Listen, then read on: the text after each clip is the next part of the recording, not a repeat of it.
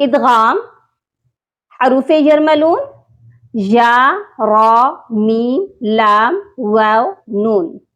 اظہار حروف حلقی حمزہ ہا عین حا غین خا. اقلاب با.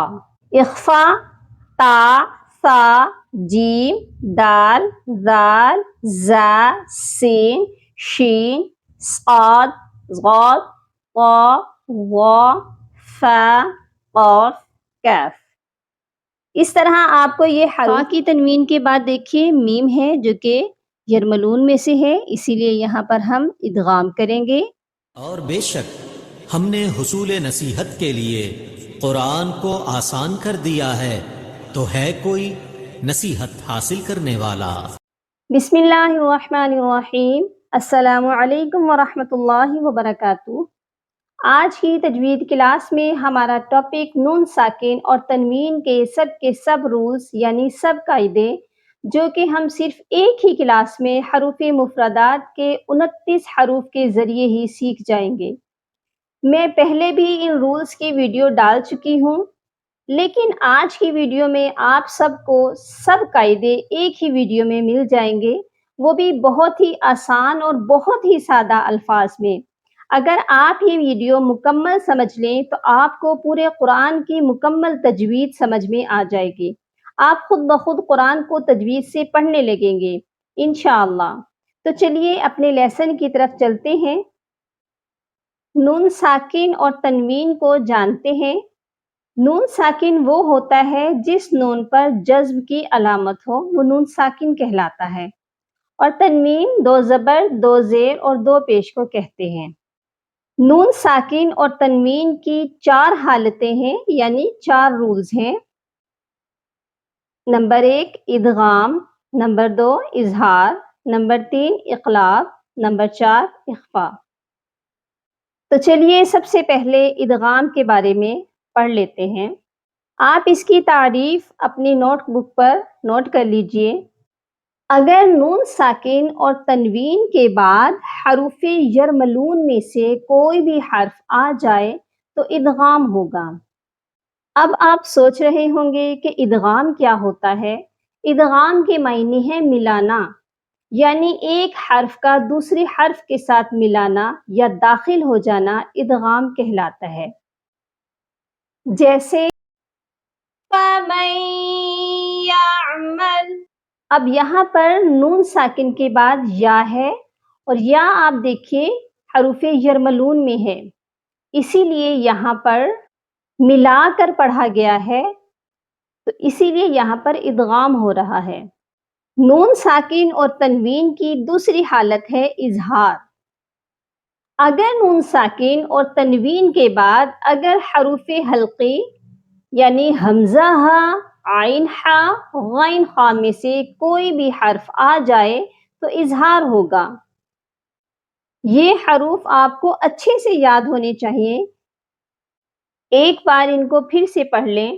حمزہ ہا عین حا غین خا. اس کو اظہار حلقی بھی کہا جاتا ہے. اظہار کے معنی ہے ظاہر کرنا، یعنی ہم نے نون ساکن اور تنوین کی آواز کو صرف ظاہر کرنا ہے، غنہ نہیں کرنا. نون ساکن اور تنوین پر بالکل بھی نہیں رکنا، جلدی سے پڑھ جانا ہے. جیسے یہ لکھا ہوا ہے نارن حامیہ. اب رن کے اوپر جو تنوین ہے اس کے بعد ہا ہے. اب ہا آپ چیک کر سکتے ہیں حروف حلقی میں شامل ہے، اسی لیے یہاں پر ہم نے نارن تنوین پر غنہ نہیں کیا، بلکہ ہم نے اس کو پڑھنا ہے نارن حامیہ. اسی طرح ایک اور لفظ ہے انعمتا. اس کو انعمتا ایسے بالکل نہیں پڑھنا، انعمتا، کیونکہ نون ساکن کے بعد عین ہے، اسی لیے یہاں پر اظہار ہوگا. صرف یہ ظاہر کرنا ہے کہ آپ نے نون کو پڑھا ہے، یہاں پر غنہ نہیں کرنا. اس کو اظہار حلقی کہا جاتا ہے. نون ساکن اور تنوین کی تیسری حالت ہے، تیسرا رول ہے اقلاب. یہ جتنے بھی رولز میں آپ کو بتا رہی ہوں اس کو آپ ساتھ ساتھ نوٹ کرتے جائیے تاکہ آپ کو یاد رکھنے میں آسانی ہو۔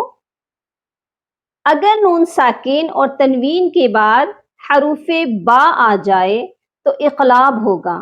اب اقلاب کے کیا معنی ہیں؟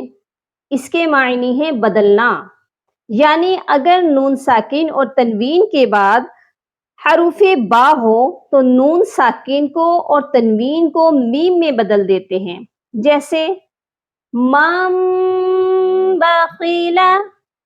اب دیکھیے نون ساکن کے بعد باقیلا کا با ہے، اسی لیے نون ساکن کی آواز کو ہم نے میم میں بدل دیا۔ مم، ہم نے اس کو من نہیں پڑھا، ہم نے اس کو پڑھا مم باقیلا۔ اسی طرح ایک اور ورڈ ہے لنسفعا بالناصیہ۔ اب لنسفعا یہاں پر بھی ہم نے عن نون کی آواز نہیں لے کر آئے تنوین پر، بلکہ ہم میم کو لے کر آئے ہیں، میم کو شامل کیا ہے۔ لنسفعا بالناصیہ، یہ اقلاب کہلاتا ہے، ہم نے نون ساکن اور تنوین کی آواز کو میم میں بدل دیا ہے۔ تو چلیے نون ساکن اور تنوین کی چوتھی اور آخری حالت کو پڑھتے ہیں۔ یہ بڑی ہی ڈیٹیل سے میں آپ کو بتاؤں گی کیونکہ اکثریت کو اس کی کنفیوژن ہی رہتی ہے۔ سب سے پہلے آپ وہ حروف مائنڈ میں رکھ لیں یا یاد کر لیں اچھے طریقے سے جو ہم اب تک 3 حالتوں میں یوز کر چکے ہیں۔ یہ تھوڑا میتھمیٹکس ٹائپ کا ہے۔ یرملون 6 حروف، یا، را، میم، لام، واو، نون۔ حروف حلقی 6 حروف، حمزہ، ہا، عین، حا، غین، خا۔ اقلاب 1 حرف، با۔ یہ ٹوٹل 13 حروف ہیں، 13 حروف ہیں۔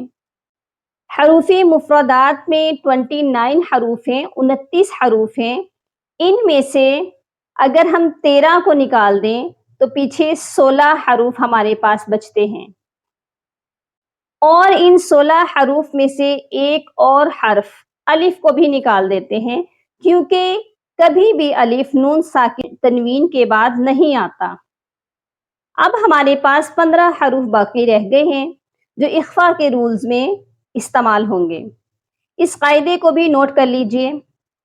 اگر نون ساکن اور تنوین کے بعد حروف یرملون، حروف حلقی، الف اور با کے علاوہ باقی 15 حروف میں سے کوئی بھی حرف آ جائے تو نون ساکن اور تنوین پر اخفا ہوگا۔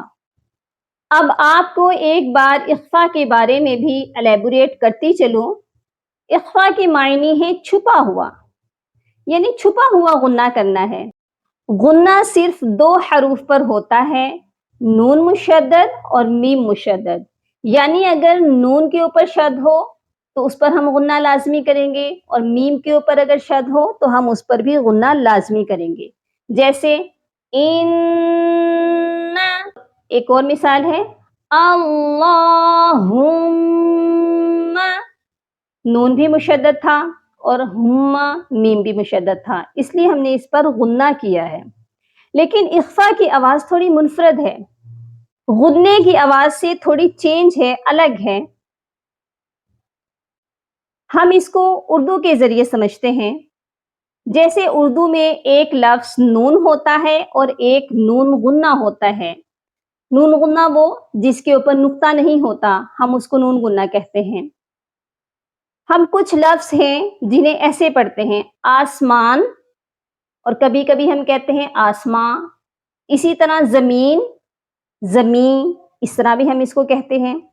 اس کے علاوہ اگر نون درمیان میں پڑھیں، کچھ ورڈز میں تو ایسے پڑھا جاتا ہے جیسے بانس، بانس۔ اس میں نون کی آواز اخفا ہے، چھپی ہوئی ہے۔ ایک اور لفظ ہے کنواں، کنواں۔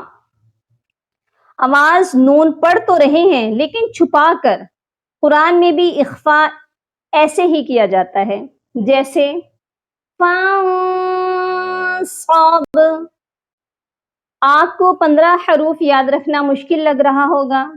میں آپ کے لیے آسانی کر دیتی ہوں جس سے آپ کو یہ حروف یاد رکھنا مشکل نہیں ہوں گے. نوٹ فرما لیجئے. ایسے ٹیبل بنا لیں. ادغام حروف یرملون یا را میم لام واو نون. اظہار حروف حلقی حمزہ ہا عین حا غین خا. اقلاب با. اخفا تا ثا جیم دال ذال زا سین شین صاد ضاد طا ظا فا قاف کاف. اس طرح آپ کو یہ حروف بھی یاد رہیں گے اور کن حالتوں میں کن حروف کا استعمال ہوگا وہ بھی یاد رہے گا. اب یہ ہم نے لفظ پڑھا تھا فانصب. اب آپ دیکھیے کہ نون ساکن کے بعد صاد ہے. صاد کو سرچ کریں کہ کن حروفوں میں شامل ہے. صاد تو حروف اخفا میں ہے. اس کا مطلب ہے کہ نون ساکن کے بعد اگر صاد آ گیا ہے تو یہاں پر ہم اخفا کریں گے.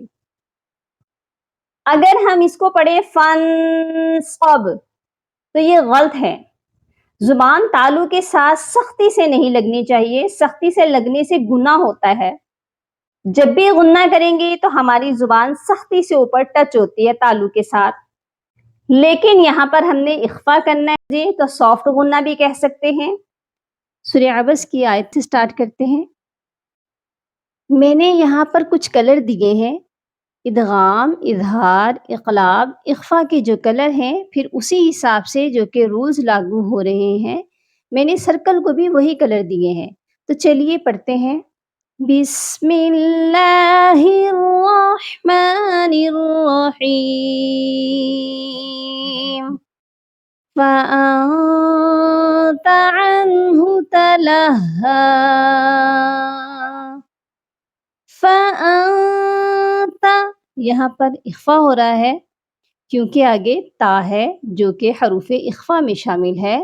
تا نہ کہ حروف حلقی ہے نہ حروف یرملون ہے اور نہ ہی الف اور با ہے. اسی لیے یہاں پر ہم اخفا کریں گے.